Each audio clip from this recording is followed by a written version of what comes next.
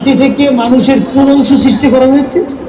দেখো, আর আমাদের রূহ আল্লাহর তরফ থেকে অর্ডার, মাটি থেকে নির্যাস সৃষ্টি করা, মাটির নির্যাস দিয়ে আমি সৃষ্টি হয়েছি। এর জন্য আপনি যখন কবরে রাখেন তখন আপনি বলেন মিনহা খালাকনাকুম, সুবহানাল্লাহ বললেন না?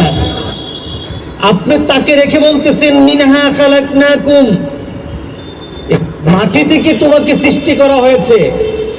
যখন তাকে বলছেন মাটি থেকে সৃষ্টি করা হয়েছে তখন তার সাথে কি রূহ আছে? তাহলে আপনি কি বলতেছেন? কারে বলতেছেন? মাটিকে বলতেছেন। তোমাকে মাটি থেকে সৃষ্টি করা হয়েছে, ফিহা নুঈদুকুম, আর এখানে আমি তোমাকে আবার স্থাপন করছি, এখানে রেখে যাচ্ছি।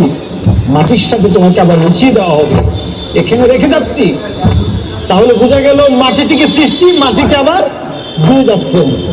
শেষ না, ফিহা নুঈদুকুম ওয়া মিনহা নুখরিজুকুম, আবার এই মাটি থেকে তোমাকে উঠানো হবে। সুবহানাল্লাহ বলেন না?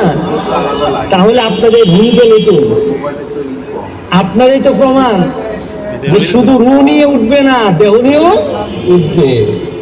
আল্লাহু আকবার, আল্লাহু আকবার। শিখলে ভালো লাগে না খারাপ লাগে? আগামীতে কেউ মারা গেলে তাকে যখন দাফন করবেন তখন আমার কথা একটু মনে হয়, হুজুর তো বলে গেছিল وَفِيهَا نُعِيدُكُمْ وَمِنْهَا نُخْرِجُكُمْ تَارَةً أُخْرَى, তোমাকে আবার ওই আখিরাতে একত্রিত করার দিনে, সেই দিনে একত্রিত করার জন্য, আখিরাতের জন্য তোমাকে আবার উঠানো হবে। আপনি তো বললেন যে মানুষ শুধু রূহ দিয়ে হয় না, মানুষ কি দিয়ে হয়?